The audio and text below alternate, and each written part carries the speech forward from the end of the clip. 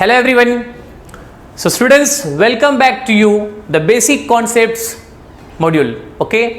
तो जैसे कि बच्चों अभी तक के हम लोग ने वीडियोस में आपके काफ़ी रूट वाले, काफ़ी फाउंडेशंस वाले कॉन्सेप्ट्स को बच्चों हमने कवर किया और हम लोगों का जो सबसे पहला टारगेट है, जो कि एक सबसे बच्चों कॉमन कॉन्सेप्ट है, which is called as a how to pass journal entry.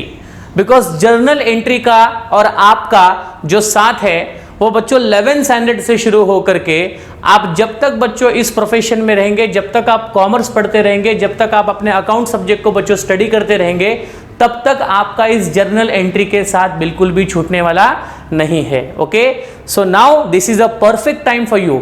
ये आपके लिए एकदम परफेक्ट टाइम है कि जहां पर आप इस सब्जेक्ट्स के रूट्स को, इस सब्जेक्ट के फाउंडेशन को बच्चों समझने जा रहे हो। ओके, तो चलिए बच्चों, इस वीडियो में मैं आपको समझाऊंगा कि कैसे जर्नल एंट्री बनाई जाती है और जर्नल एंट्री को पास करने के कौन से स्टेप्स होते हैं। तो एकदम बॉटम से, एकदम शुरुआत से इसको कैसे सोचा जाता है, इसको कैसे फ्रेम किया जाता है, हम बच्चों वहां से शुरू करेंगे।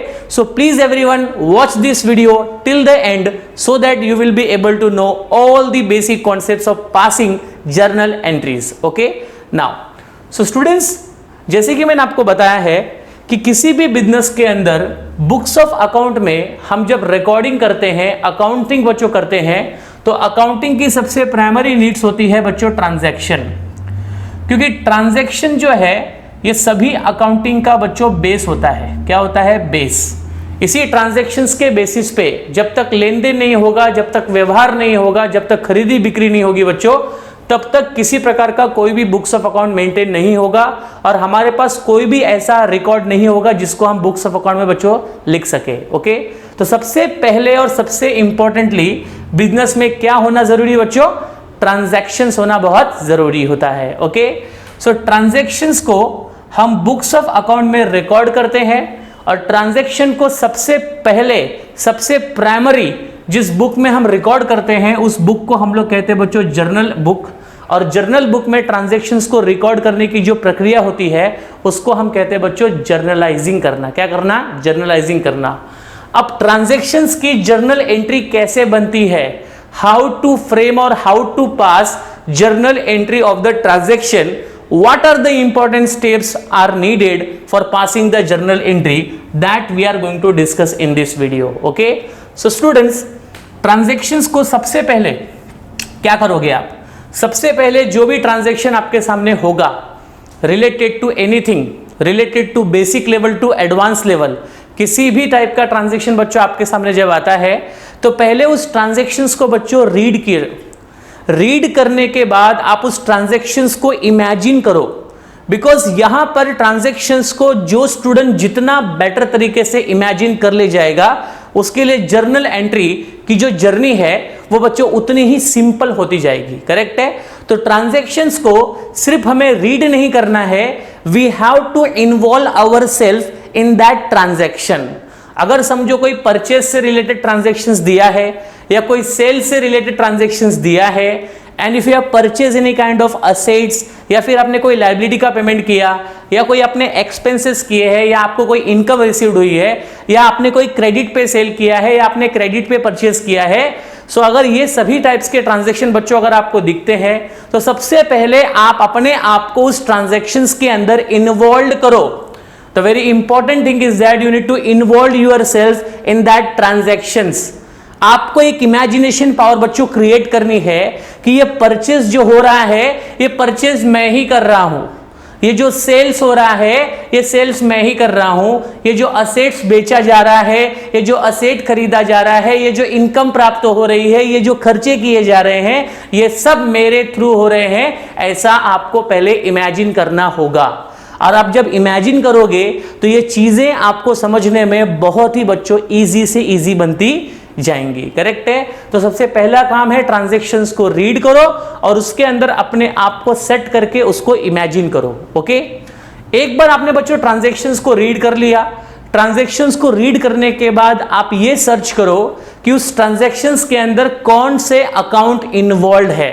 Okay, what are the minimum two different accounts are involve in every transactions, क्योंकि ट्रांजेक्शंस में क्या होता है, एक तरफ से बेनिफिट बिजनेस में आता है तो दूसरी तरफ से बेनिफिट बिजनेस से क्या होता है, जाता है। तो minimum 2 accounts are involve in each and every type of transaction. तो आपका सबसे पहला काम है कि जो भी ट्रांजैक्शन आपके सामने आएगा उसमें सबसे पहला स्टेप जो है जर्नल एंट्री को पास करने का, वो ये है कि that you need to find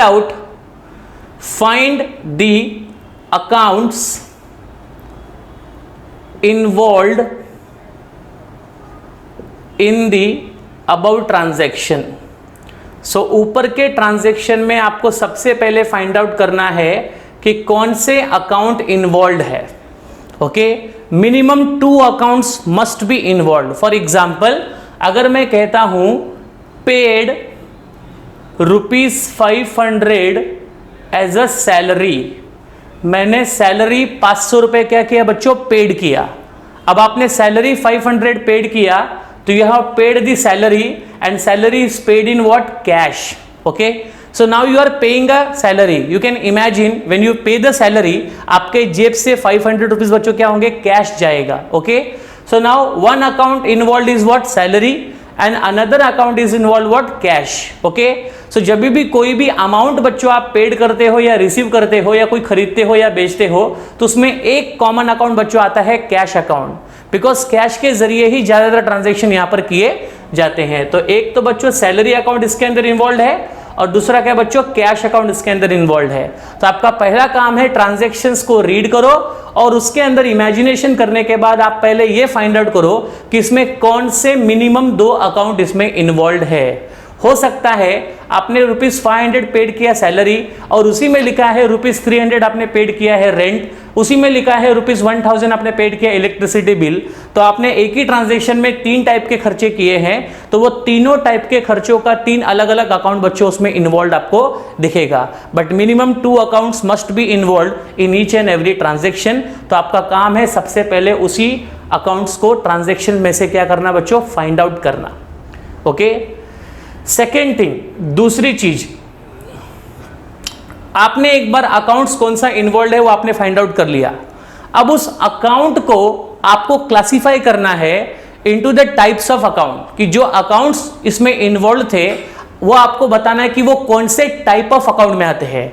हाँ बच्चों, हमने पिछले वीडियो में सीखा था क्लासिफिकेशन ऑफ अकाउंट, हमने सीखा था टाइप्स ऑफ अकाउंट, जहां पर मैंने आपको बताया था कि what are the different types of account, like personal account, real account and nominal accounts. So एक बार आपने ट्रांजैक्शंस के अंदर इन्वॉल्व अकाउंट्स को आपने आइडेंटिफाई कर लिया, तो आइडेंटिफाई करने के बाद आपको ये पहचानना है कि वो दोनों अकाउंट कौन से क्लासिफिकेशन में आएंगे, वो पर्सनल में कौन सा आएगा, रियल में कौन सा आएगा, नॉमिनल में कौन सा आएगा। So the second step is that identify या फिर classify the above accounts into different types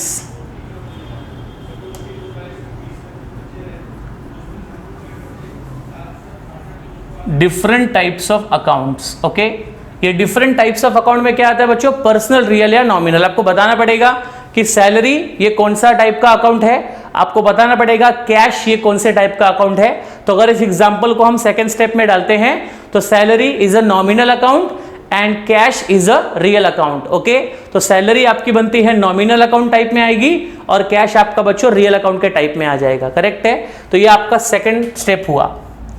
तीसरा स्टेप, आपने एक बार अकाउंट क्लासिफिकेशंस कर लिया और आपको जब पता चल गया कि आपका ट्रांजैक्शन ये कौन से टाइप ऑफ अकाउंट में आता है, तो इसके बाद आपको उसी टाइप ऑफ अकाउंट का अप्लाई करना है गोल्डन रूल्स। क्या अप्लाई करोगे, गोल्डन रूल्स। जैसे कि सैलरी ये नॉमिनल अकाउंट में आती है, तो नॉमिनल अकाउंट का गोल्डन रूल्स क्या है, नॉमिनल अकाउंट का गोल्डन रूल्स है debit all expenses and losses, credit all income and gains. Okay, cash आपका बच्चों कौन से टाइप ऑफ अकाउंट में आएगा, रियल अकाउंट में। रियल अकाउंट का रूल क्या होता है, debit what comes in, credit what goes out. तो जो भी ट्रांजैक्शंस आपके सामने दिखे हैं उनको पहले टाइप ऑफ अकाउंट कौन सा है वो आइडेंटिफाई करो और उस टाइप ऑफ अकाउंट का आपको गोल्डन रूल्स यहां पर अप्लाई करना है। ओके, सो यहां पर हम लिखेंगे apply the golden rules, apply the golden rules of accounts. यहां पर अकाउंट्स के आपको गोल्डन रूल्स क्या करने हैं, अप्लाई करने हैं। Getting it everyone?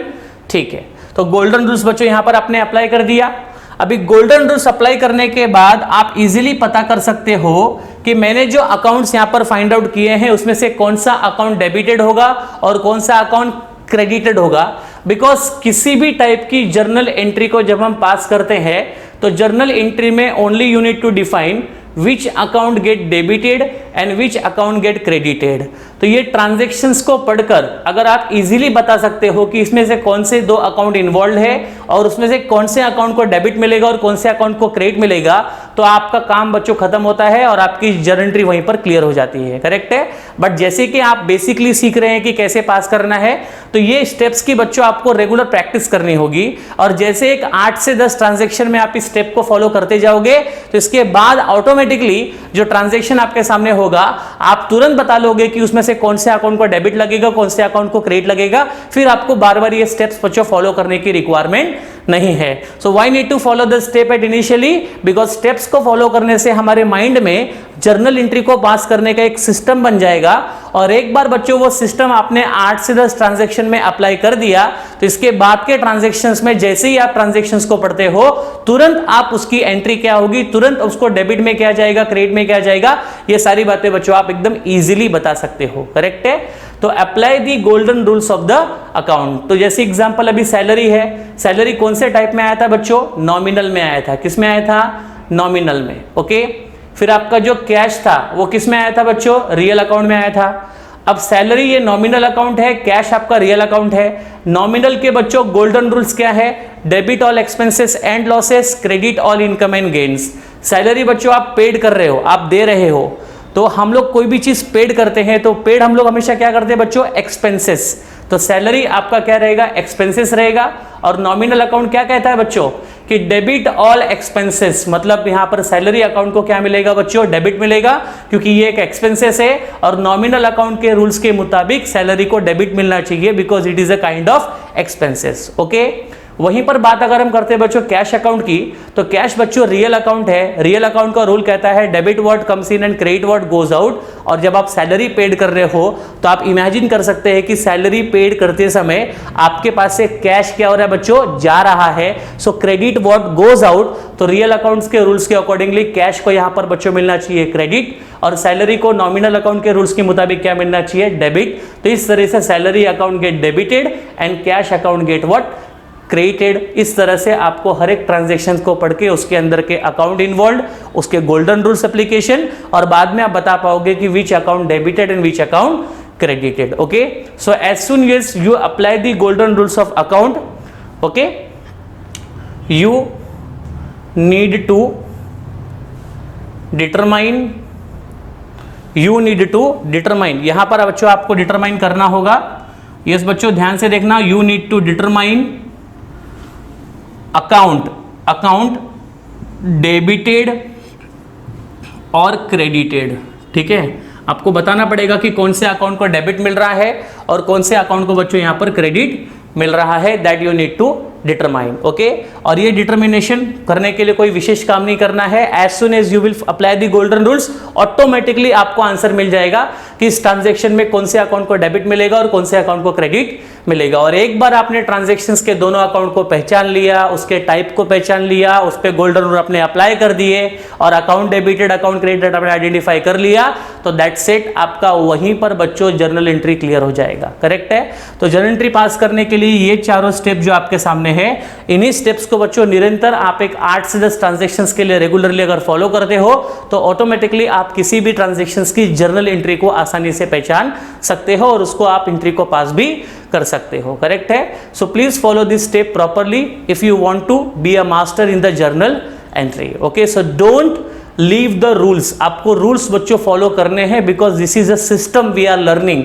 हम लोग एक सिस्टम को सीख रहे हैं, हम एक तरीके सीख रहे हैं और उसके लिए ये सारे स्टेप्स बच्चों समझना बेहद जरूरी है अगर आप जर्नल एंट्री को पास करना चाहते हो। तो 11th स्टैंडर्ड हो चाहे 12th स्टैंडर्ड हो, किसी भी स्टैंडर्ड में कोई भी एंट्री कोई भी ट्रांजैक्शंस की बुक्स ऑफ अकाउंट में आपको रिकॉर्डिंग करनी है और सबसे प्राइमरी बुक्स ऑफ अकाउंट में आपको रिकॉर्डिंग करनी है, तो उसके लिए बच्चों ये स्टेप्स आपको समझना बहुत जरूरी है। Correct students?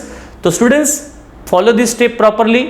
नेक्स्ट वीडियो में मैं ऐसे ही कुछ 7 to 8 एग्जाम्पल्स लेता हूं, 7 to 8 ट्रांजेक्शन्स लेता हूं और हम लोग यहां पर स्टेप्स को ओरली फॉलो करेंगे और ओरली फॉलो करके हम आपको सिखाएंगे कि कैसे जर्नल एंट्री की प्रैक्टिस की जाती है।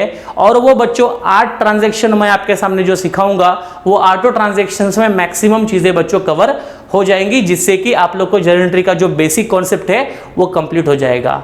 और जैसे ही आपको बेसिक्स बच्चों क्लियर होता है तो आपका मन तुरंत एडवांस लेवल की तरफ जाता है, कुछ नई चीजें सीखने की तरफ जाता है, कुछ और सीखने की तरफ जाता है, जो आपके 12th स्टैंडर्ड के लिए 11th स्टैंडर्ड के एग्जाम्स के लिए बच्चों वेरी वेरी इंपॉर्टेंट है।